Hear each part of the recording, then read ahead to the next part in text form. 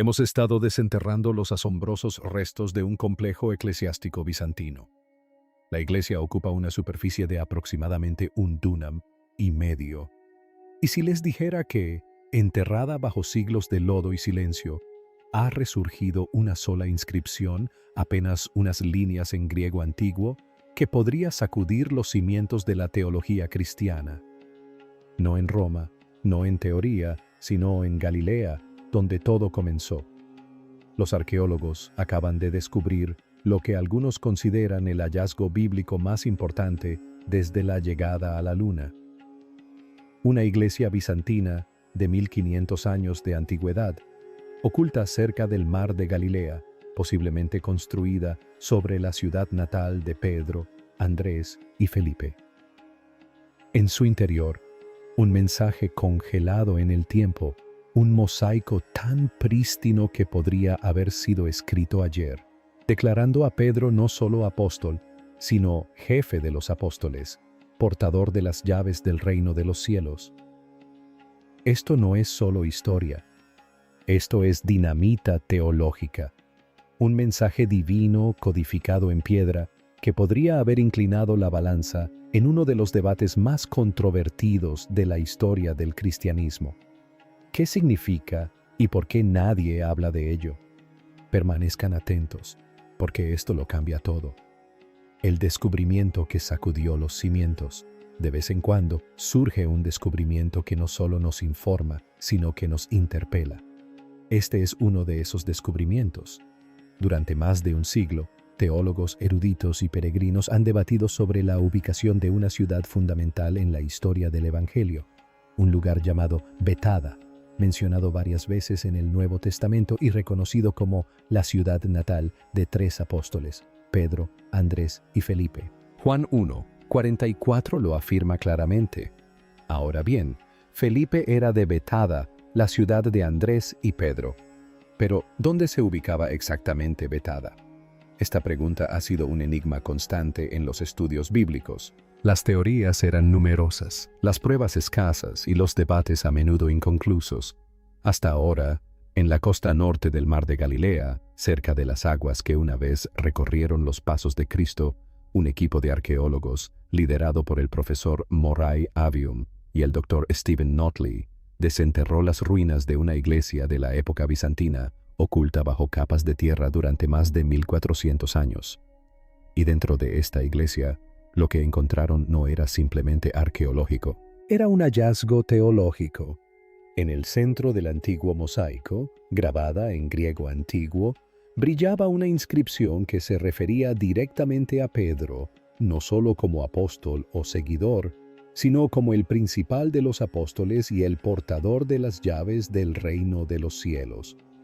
La frase es inconfundible. Refleja el lenguaje de Mateo 16:19, donde Jesús le dice a Pedro: «Te daré las llaves del reino de los cielos.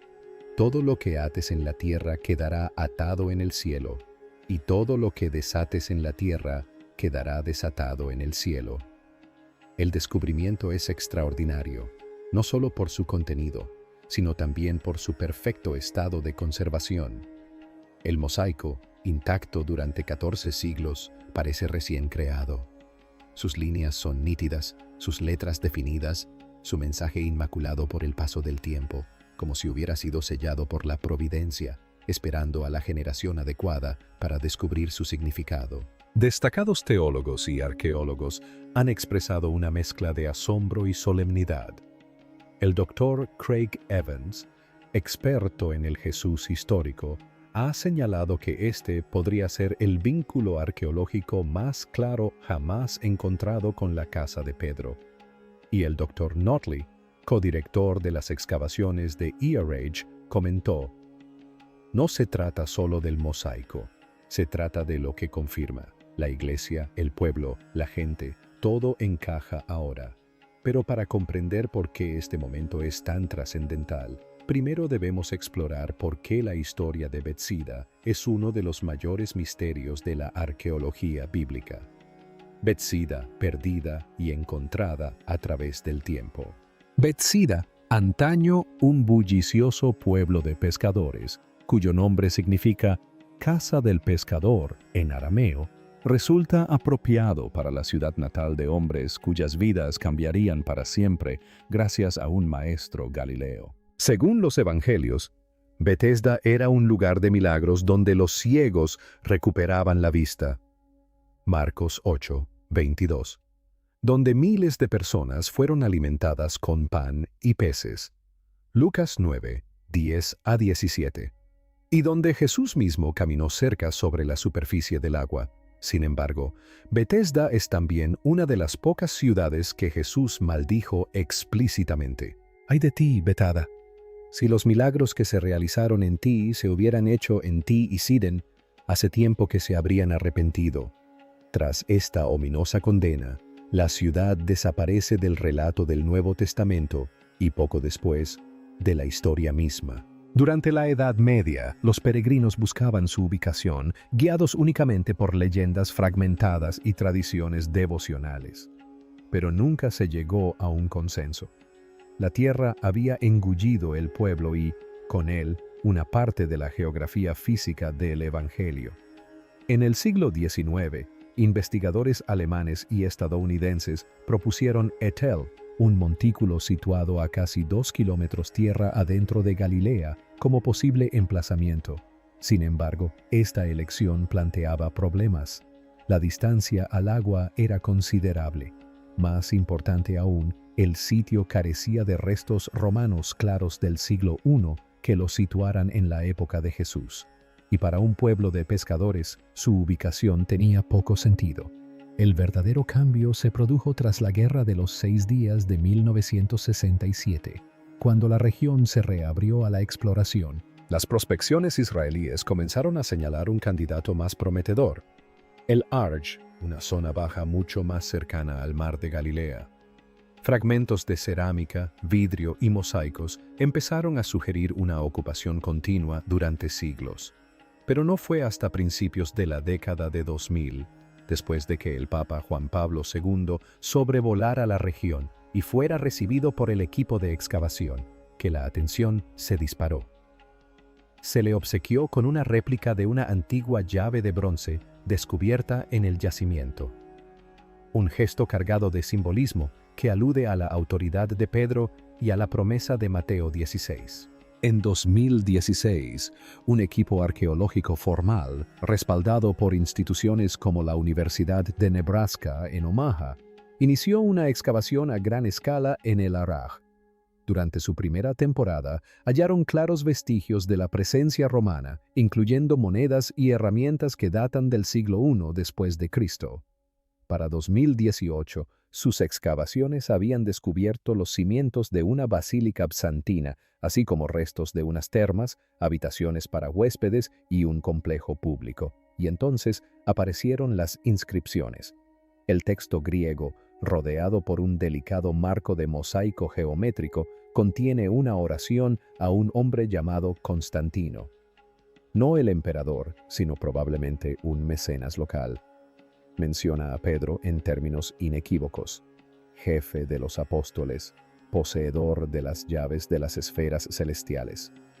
Esto coincide precisamente con los escritos de viaje del siglo VIII de Willibald, un obispo bávaro que visitó Bethsaida y registró haber pasado la noche en una iglesia dedicada a Pedro y Andrés. Durante décadas, los estudiosos descartaron el relato de Willibald como un mito devocional. Pero ahora, la iglesia que él describió podría haber sido encontrada. Las piedras son reales, las inscripciones están intactas, y el lenguaje, audaz, teológico y seguro, declara lo que los primeros cristianos realmente creían: la iglesia bajo tierra. Bajo capas de tierra Galilea, bajo siglos de silencio y crecidas estacionales, yacía una estructura sagrada oculta a la historia. Esperó en silencio mientras reinos surgían y caían, imperios surgían y desaparecían, mapas se redibujaban y tradiciones religiosas se dividían. En 2016, las palas se encontraron con la piedra. La excavación en Laraj comenzó con interrogantes, pero pronto arrojó respuestas. En pocas semanas, los arqueólogos desenterraron los cimientos de una iglesia bizantina que descansaba sobre capas romanas aún más antiguas, una línea de tiempo vertical de culto, devoción y continuidad. Lo que emergió no era simplemente un lugar de oración, era un complejo que contenía una iglesia, unas termas y lo que parecía ser un antiguo albergue o casa de huéspedes monástica. Precisamente el tipo de infraestructura que cabría esperar en un sitio visitado por los primeros peregrinos cristianos. Y aquí es donde regresó la palabra escrita. Se encontraron 3 inscripciones griegas distintas incrustadas en el mosaico del suelo de la iglesia. 2 estaban fragmentadas, pero una, conservada en un estado casi perfecto, contiene todo el peso de 1000 años de teología en tan solo unas pocas líneas. Dentro de un elegante marco circular de piedra teselada, la inscripción reza: toda la obra de pavimentar el diásin con mosaicos fue realizada por el celo de Constantino, siervo de Cristo, por el jefe de los apóstoles y poseedor de las llaves de las esferas celestiales. San Pedro intercede por él y sus hijos. Esto no es una metáfora poética. Es un lenguaje teológico y lúdico preciso. No llama a Pedro simplemente discípulo. Lo nombra jefe de los apóstoles, un título que implica no igualdad sino autoridad, y se refiere a él como poseedor de las llaves, una frase que evoca las palabras de Cristo en Mateo 16:19 y que tiene sus raíces en la imaginería mesiánica de Isaías 22:22, donde las llaves representan la sucesión dinástica y la administración exclusiva. El uso de un lenguaje tan elevado no es casual. Refleja lo que los primeros cristianos bizantinos creían no solo sobre Pedro, sino también sobre este mismo lugar. Aún más sorprendente es la perfecta concordancia de este descubrimiento con el testimonio del obispo bávaro Willibald, quien en el año 725 después de Cristo dejó constancia de su estancia en una iglesia de Betada dedicada a Pedro y Andrés. Sus escritos describen un lugar junto al agua con instalaciones para los huéspedes y una atmósfera de sagrada conmemoración. Durante siglos, el relato de Willibald fue recibido con recelo, descartado por los estudiosos modernos como una exageración piadosa o una narración idealizada de la vida de los peregrinos. Pero ahora, con la iglesia, su distribución y la propia piedra de dedicación coincidiendo con su descripción, el texto de un viajero medieval adquiere un significado más profundo. Testimonio de testigos presenciales. La iglesia bajo tierra no solo preservó nombres y oraciones, sino también memoria y fe. Y al hacerlo, nos ofrece algo extraordinariamente raro en la arqueología bíblica: un puente entre el testimonio textual y la realidad física. Este puente nos lleva a una pregunta mucho más apremiante.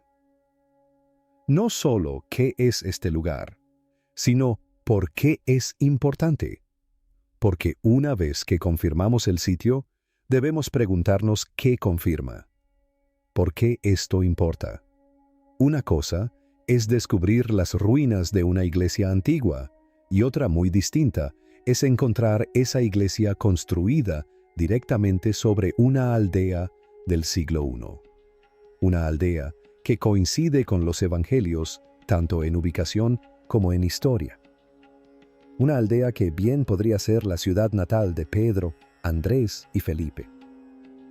Esto no es una coincidencia poética ni un mito piadoso. Es continuidad histórica. Emerge de la tierra una memoria sagrada preservada no solo en las escrituras, sino también en la piedra, en la arquitectura y en las tradiciones comunitarias de la iglesia primitiva. La iglesia de El Ark, probablemente construida en el siglo V o VI, no fue ubicada arbitrariamente. Los primeros cristianos no dispersaron iglesias al azar por el paisaje, construyeron intencionalmente sobre lugares que veneraban, sobre lugares que recordaban, sobre lugares que creían que Dios había movido. Vemos este patrón en toda Tierra Santa. La iglesia de la Natividad se alza en Belén sobre la cueva que se cree marca el nacimiento de Cristo. La iglesia del Santo Cefilero se levanta en Jerusalén sobre el sitio tradicional de su crucifixión y resurrección. La iglesia del La Anunciación en Nazaret conmemora el mensaje del ángel a María. Y ahora quizás, vetada, largamente debatida y olvidada, ha resurgido con marcadores similares de memoria sagrada. Quienes construyeron esa iglesia no tenían acceso a la arqueología moderna, al GPS ni a la datación por carbono. Lo que tenían era memoria viva, tradición oral y un sentido de geografía espiritual, una cercanía no solo en el tiempo, sino también en la confianza. Sabían dónde construir, porque el recuerdo de lo que allí había sucedido aún no se había desvanecido. Los restos de El Arak confirman que la vida floreció allí en el siglo I. Monedas, cerámica, herramientas y estructuras apuntan a un pueblo pesquero activo y próspero. No se trataba solo de una posible ubicación, era un lugar con gente real, historias reales y quizás apóstoles reales. Y, elevándose por encima de todo, una iglesia. Una iglesia dedicada no solo a cualquier figura, sino a Pedro, el hombre a quien Jesús le dijo: «Te daré las llaves del reino de los cielos». Solo eso ya sería extraordinario. Pero la inscripción encontrada dentro de la iglesia va más allá. No se limita a honrar a Pedro como santo o apóstol. Lo llama jefe de los apóstoles, un título que no es de respeto casual, sino de convicción teológica. La palabra utilizada, koríos, no es ambigua. Implica liderazgo, autoridad, un lugar de preeminencia entre los 12. Identifica a Pedro como aquel que se destacó por encima de los demás. No por casualidad, sino por designio divino. Y consideremos esto: la inscripción no fue escrita en latín. No provino de Roma. No formaba parte de una posterior reivindicación papal. Fue escrita en griego y colocada en el suelo de mosaico por cristianos bizantinos mucho antes del Gran Cisma, en una región más cercana a los apóstoles, tanto en tiempo como en espacio. Esto es increíblemente importante porque nos dice que la idea de la primacía de Pedro, su autoridad única entre los apóstoles, no fue una invención romana. Ya estaba arraigada en el pensamiento y el culto de la iglesia primitiva indivisa, tanto en Oriente como en Occidente. Y luego, quizás lo más sorprendente de todo, es el segundo título: poseedor de las llaves del reino celestial. Esto no es una metáfora poética ni un adorno lúdico, es una referencia directa a Mateo 16:19, un versículo que ha sido piedra angular de la teología católica durante siglos. Es el momento preciso en que Jesús le otorga a Pedro una autoridad espiritual, vinculante y perdurable. Este versículo ha sido citado en concilios, debatido durante la Reforma y defendido en catecismos. Y ahora se ha encontrado inscrito en piedra en la tierra natal de Pedro por personas que vivieron siglos antes de que comenzaran muchas de esas batallas teológicas. Esto no lo prueba todo, pero sí algo muy importante. Prueba que el papel único de Pedro fue reconocido, honrado y proclamado en todas las tradiciones cristianas mucho antes de que se definieran las líneas teológicas. Nos muestra que en la tierra donde Pedro pescó y sirvió, la iglesia primitiva lo recordaba no como un apóstol más, sino como el elegido para liderar, para tener las llaves, el reino y el debate. Durante casi 2000 años, el papel de Pedro ha estado en el centro de la identidad y la división cristianas. Los críticos de la postura católica a menudo señalan Mateo 18, donde Jesús parece extender la autoridad para atar y desatar a todos los apóstoles, sugiriendo que Pedro no era un privilegiado único, sino un representante del colectivo. Y es cierto que a los demás apóstoles se les dio autoridad, pero lo que no se les dio fueron las llaves. Ese detalle es más importante de lo que parece a primera vista. En la antigüedad, las llaves simbolizaban la administración y el acceso exclusivo, no solo a lugares físicos, sino también al poder real delegado. Poseer las llaves del rey significaba ejercer su autoridad en su ausencia. Este simbolismo tiene su origen en Isaías 22, donde Dios dice de Eliakim: «Pondré sobre su hombro la llave de la casa de David. Lo que él abra, nadie podrá cerrar, y lo que él cierre, nadie podrá abrir». Este pasaje se ha interpretado desde hace mucho tiempo como una prefiguración de la autoridad de Cristo y de aquel a quien confiaría dicha autoridad. Ese paralelismo es inconfundible en Mateo 16, y la conexión se ve reforzada por lo que hemos descubierto ahora en El Arraij. Porque este descubrimiento arqueológico demuestra que la interpretación que vincula a Pedro con una autoridad y sucesión singulares no fue una innovación teológica posterior, ni se limitó al catolicismo romano. Fue ampliamente adoptada por la Iglesia bizantina primitiva siglos antes del surgimiento de las estructuras papales medievales y mucho antes de la división entre Oriente y Occidente. En esta inscripción vemos la convergencia de las escrituras, la tradición y la memoria, una confirmación de que, incluso en Galilea, el papel de Pedro como custodio de las llaves celestiales era venerado y reconocido. No, este hallazgo no prueba el papado moderno ni exige la fe católica, pero lo que sí hace es afianzar la interpretación católica en un profundo terreno histórico. Nos recuerda que la idea de Pedro como cabeza visible de la Iglesia no es producto de una consolidación política en Roma, sino una creencia tan fuerte, tan antigua y tan extendida que incluso en la misma región donde vivió Pedro quedó grabada en piedra. Para los no ateos, esto no es necesariamente un desafío a la fe, pero sí un desafío para reflexionar. ¿Podría descartarse tan fácilmente la continuidad de esta creencia a lo largo de siglos, imperios, lenguas y liturgias? ¿O acaso invita a una reflexión más profunda, no solo sobre Pedro, sino también sobre la naturaleza del liderazgo, la autoridad y la unidad dentro de la Iglesia? Este descubrimiento no impone una conclusión, pero sí plantea una pregunta ineludible. Lo que comenzó como una excavación rutinaria a orillas del mar de Galilea se ha convertido en un momento de profunda trascendencia, un hallazgo donde la fe, la historia y las escrituras se encuentran plasmadas en piedra. El mosaico hallado en El Arraij es mucho más que un simple artefacto. Es un mensaje del pasado, claro, contundente y preservado contra todo pronóstico.